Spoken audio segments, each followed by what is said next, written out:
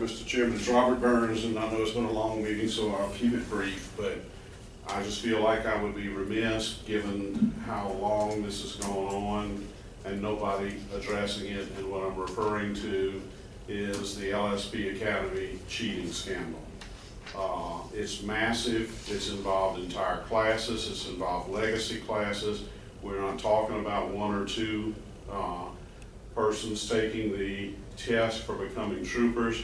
Now, Mr. Hanneman spoke with me right before the meeting and wanted it made clear that this commission only administers the exams for someone entering cadet school as well as the promotional exams, and does not maintain the custody or oversee the actual exam for becoming a commissioned trooper. I appreciate him, and he's nodding his head, so I said it correctly, right? I appreciate him educating me on that. Nevertheless, you're the only people I know of that can look into this and do something, and hopefully do something about it. Retired Lieutenant Leon Bucky Mia, I know y'all are all familiar with him, even though he hasn't come to a meeting in a long time. In January of last year, he copied the commission on a massive public records request, and a lot of names are in there.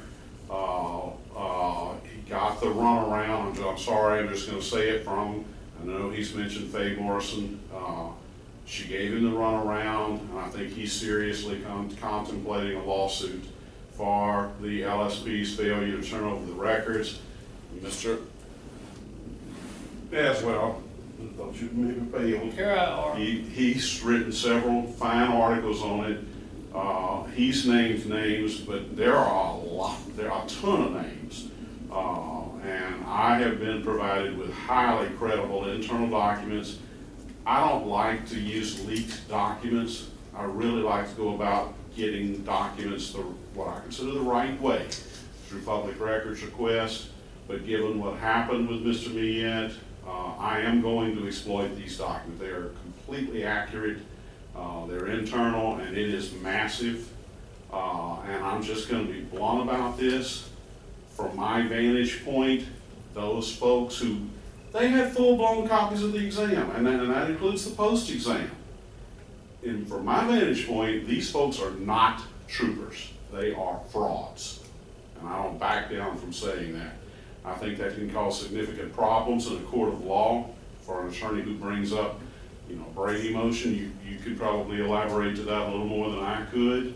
Maybe it won't be that concerned, but I know I would try to exploit it if I'm a defense attorney. And I think it's a serious, serious problem. I know 2 members of the Green Committee have been provided with a massive level of documents, specifically Debbie Villio and also Tanner McGee.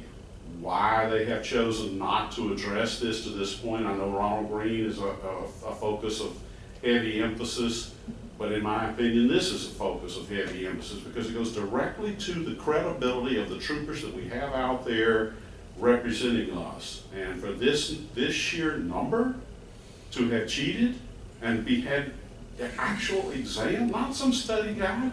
I realized that was the narrative that was put forth by Doug Kane, a completely false narrative in January of 2021, and he knew it to be false when he put it out there.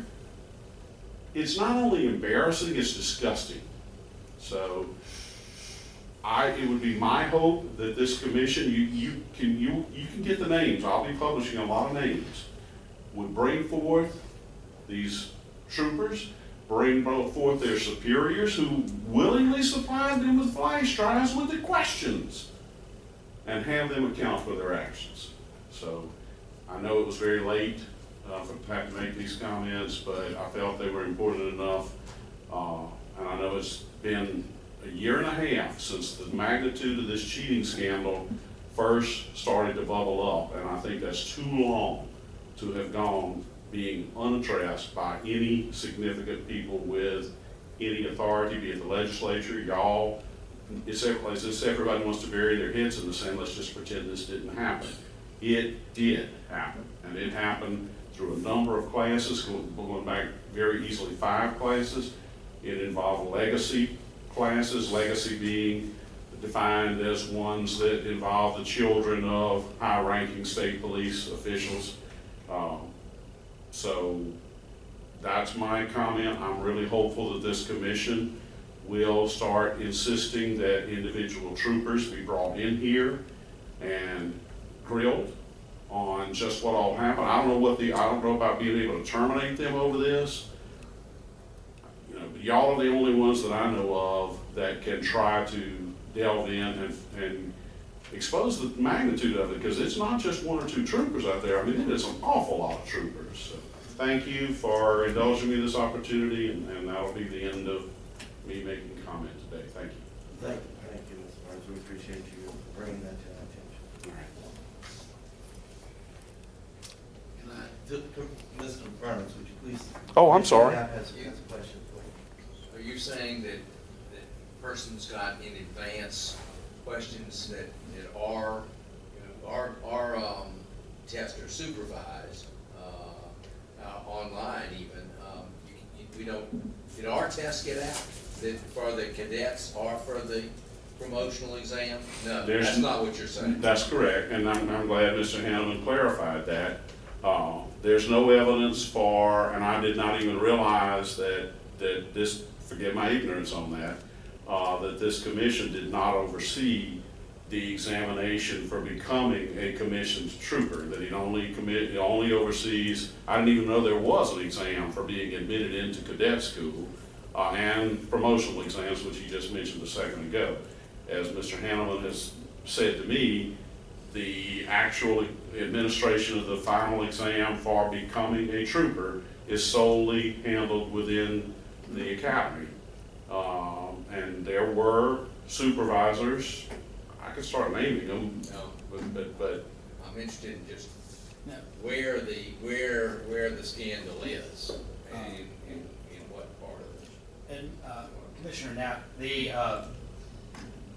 what I was clarifying with Mr. Burns is that the entrance to be considered for a state police cadet is handled by the State Police Commission, which is the entrance exam. That's the first hurdle to becoming a cadet. Once an individual is then, and so that is within the State Police Commission, that is controlled by us, and that is not alleged to have been uncovered or being used by anyone else. So once someone's selected to go into the academy, all the testing, there's all the drills, all the components to go through the 23-week curriculum. That curriculum is developed internally by LSP. They run their training academy. They then graduate cadets to trooper status. Okay. Which is what just happened last month, was the 50 troopers graduated. Yeah. Once they serve, if they're 5 years, then they're eligible to become a sergeant or then promote.